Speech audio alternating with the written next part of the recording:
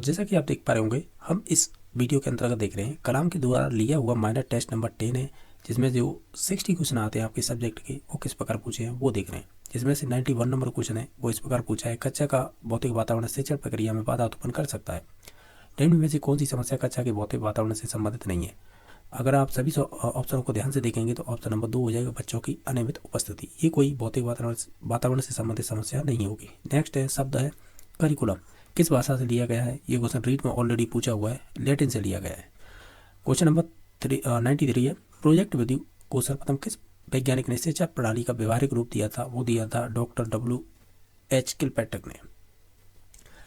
रेखीय अभिक्रमित अनुदेशन का प्रतिपादन किसने किया था? वो B.F. स्किनर। अनुदेशन तकनीक यानी अनुदेशन तकनीक की प्रकृति के अनुसार जो आपकी प्रयोजना विधि है वो संबंधित किससे संबंधित होगी? किसमें? अनुदेशन तकनीक में। इसे बोलते हैं GCI मतलब ग्रुप कंट्रोल इंस्ट्रक्शन, जिसे समूह नियंत्रित अनुदेशन कहेंगे। ऑप्शन नंबर 4 हो जाएगा। ज्ञान उद्देश्य का उदाहरण किसका होगा? ये परिभाषित करना एक ज्ञान के उद्देश्य में आएगा। नेक्स्ट देखिएगा, निम्न में से शिक्षण के अनुप्रयोग उद्देश्य का सही उदाहरण क्या होगा?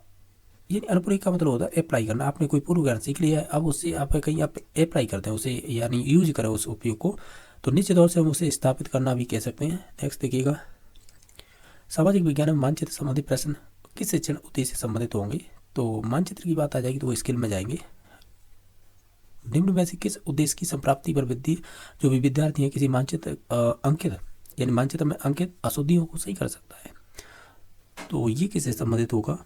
तो ये संबंधित हो जाएगा कहीं ना कहीं क्रियात्मक कौशल का विकास। नेक्स्ट देखिएगा कि ये कह रहा है कि प्रायोजना एक उद्देश्यपूर्ण कार्य है जो संलग्नता के साथ सामाजिक वातावरण में किया जाता है। ये स्टेटमेंट किससे संबंधित है? तो ये संबंधित हो जाएगा आपके किलपैट्रिक से। नेक्स्ट देखिएगा, इनमें से कौन सा एक किलपैट्रिक के द्वारा दिया गया एक परियोजना का प्रकार नहीं है? अगर आप सभी को देखेंगे तो विध्वंसक और परियोजना ये संबंधित नहीं होगा। इनमें से कौन सा पद प्रायोजना विधि का नहीं है? अगर आप सभी को देखेंगे तो वो हो जाएगा सूचना का विश्लेषण। नेक्स्ट देखिएगा, समस्या समाधान के कितने चरण सुझाए गए हैं, यानी कितने चरण होते हैं? तो वो 5 चरण होते हैं। इसमें से सही सुमेलित कीजिएगा। सुकरात ने निर्देशन विधि गलत है, क्योंकि सुकरात ने तो प्रश्नोत्तर विधि दी थी। प्लेटो ने प्रश्नोत्तर दी थी, ये गलत है। अल्बर्ट से संवाद, ये अरस्तु ने आगमन निगमन विधि दी थी, ये बात सही है।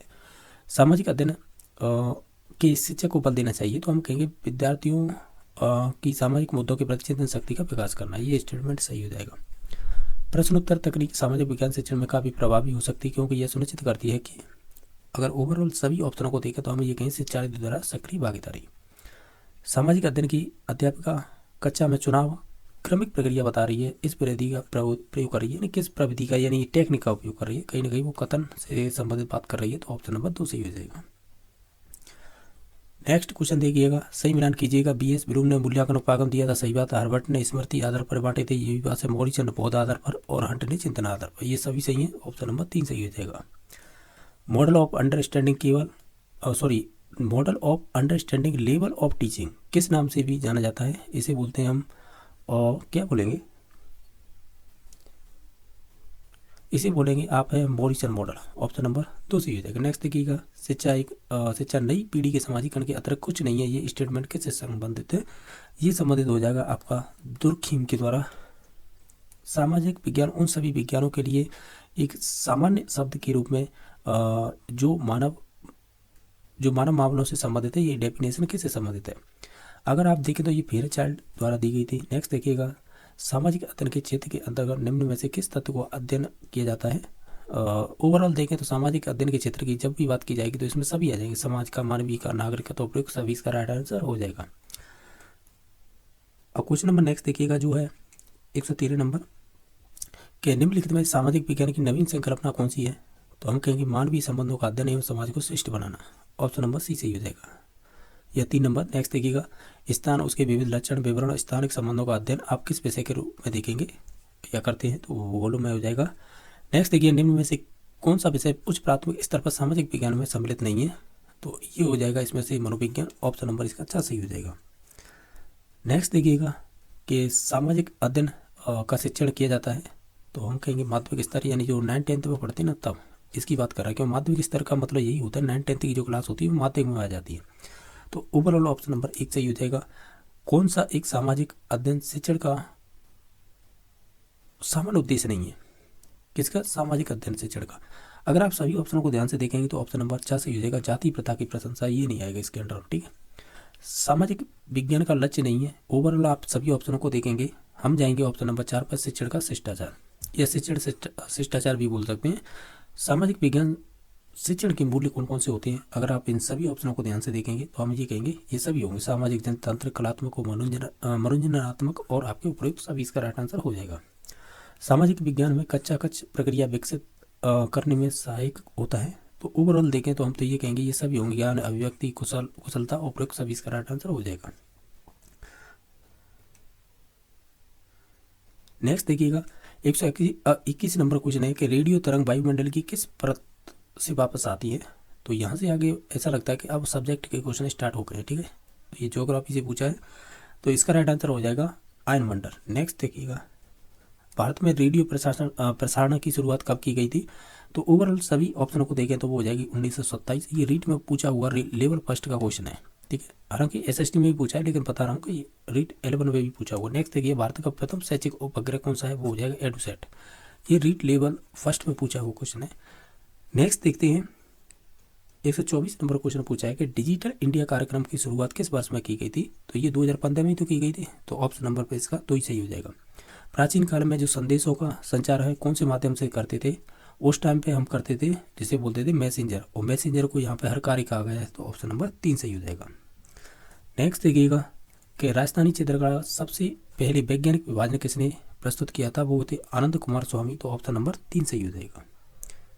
नेक्स्ट देखिएगा कि ताराभात की ओढ़नी कौन सी महिलाएं ओढ़ती हैं? अगर आप देखें तो हम ये कहेंगे ये आपकी आदिवासी महिलाएं जो ओढ़ती हैं, तो ऑप्शन नंबर 1 सही हो जाएगा। राजस्थान में प्रसिद्ध सोने चांदी की हवेलियाँ कहाँ की फेमस है? तो ये तो एक मात्र है आपकी जो महनसर है ना, झुंझुनू, यहाँ की फेमस है, क्योंकि और इसमें ऑप्शन ऐसे थे नहीं। नेक्स्ट देखिएगा डूंगरपुर स्थित नौलखा बावड़ी किसने बनवाई थी? ये अच्छा क्वेश्चन है। डूंगरपुर की नौलखा बावड़ी ये संबंधित हो जाएगी कहीं ना कहीं आपकी रानी प्रेमल देवी से, ऑप्शन नंबर 2 सही हो जाएगा। क्वेश्चन नंबर आपका नेक्स्ट है 103 नतमल की हवेली कहाँ पर स्थित है? तो ये संबंधित हो जाएगी जैसलमेर में। बेसर और आपकी भंवर खड़ी नामक आभूषण महिला फिल इन द ब्लैंक्स द्वारा पहना जाता है, यानी कहाँ पर पहना जाता है? ओवरऑल ये पूछा है, तो ये पहना जाता है आपके नाक में। नेक्स्ट है निष्कलंक संप्रदाय है, इनके संस्थापक कौन रहे हैं? तो ये संबंधित हो जाएंगे आपके संत मावजी। राजस्थानी चित्रकला की सिरोही शैली निम्न में से किस शाखा से संबंधित है? तो ये संबंधित हो जाएगी मारवाड़ से। नेक्स्ट देखिएगा कि महाराणा प्रताप के समय चावंड में जो चित्रित प्रसिद्ध कृति कौन सी है? चावंड में चित्रित प्रसिद्ध कृति थी, एक कृति है, तो ये संबंधित हो जाएगी आपकी डोला मारू। और क्वेश्चन नंबर 135 देखिएगा लालदासी संप्रदाय, लालदासी थोड़ी लालदास होगा ये, तो लालदास संप्रदाय संस्थापक का तीर्थ स्थान को माना जाता है, यानी किस स्थान को? ओवरऑल देखें तो इसे नगला को ही माना जाएगा। नेक्स्ट देखिएगा बगल बंडी क्या है? तो ये एक प्रकार का पुरुषों का ऊपरी वस्त्र होगा। दयाबाई और सहजोबाई राजस्थान के किस संत की शिष्याएं रही हैं? तो ये रही हैं आपके चरणदास की, किसकी रही हैं? आपकी संत चरणदास की, तो ऑप्शन नंबर 4 सही हो जाएगा। नेक्स्ट देखिएगा निम्न में से किस झील में सवाई जयसिंह ने जल महल का निर्माण करवाया था? तो ये संबंधित हो जाएगा आपका मानसागर से या मानसागर में। इनमें से कौन सा आभूषण कान में पहना जाता है? ओवरऑल सभी को देखेंगे तो हम ये कहेंगे ये पहनी जाती है ओकरी। चित्रकार है नानक रामनाथ और जोशी सवाई राम चित्रकला किस शैली से संबंधित है? तो ये संबंधित हो जाएगी आपकी किशनगढ़ शैली से। नेक्स्ट देखिएगा निम्नलिखित में से समानातुल्य जलवायु का प्रतिनिधित्व करने वाला संकेत अक्षर इसमें से कौन सा होगा? समानातुल्य जलवायु की बात कर रहा है, तो ये संबंधित हो जाएगा EW। नेक्स्ट देखिएगा कोपेन के एक प्रकार की जलवायु निम्न में से कौन सी अहरंक होगी इसमें से? तो हम ये कहेंगे इसमें से संबंधित हो जाएगी ऑप्शन नंबर 3 कि सभी महीनों का औसत तापमान कितना 18 डिग्री सेंटीग्रेड से या सेल्सियस से अधिक हो। इनमें से भूमध्य सागरीय जलवायु पाई जाती है किन क्षेत्रों में? अगर ओवरऑल देखें तो हम ये कहेंगे चाहे मध्य चिली हो या मध्य कैलिफोर्निया हो या दक्षिण पूर्वी या दक्षिण पश्चिमी ऑस्ट्रेलिया तट हो, तो ये सभी हो जाएंगे, यानी तीनों हो जाएंगे। टुंड्रा जलवायु प्रतिनिधित्व करती है, तो ये संबंधित करती है ET का। नेक्स्ट देखिएगा कोपेन कूट अक्षर EM निम्न में से किस प्रदेश का प्रतिनिधित्व करता है? ये करेगा आपके मानसून लघु और जो लघु शुष्क ऋतु होती है ना उसका। नेक्स्ट देखिएगा असत कथन बताना है हम ये कहेंगे विश्व का सबसे गहरा जो भाग है मेरियाना कराता है जो अटलांटिक महासागर में स्थित है।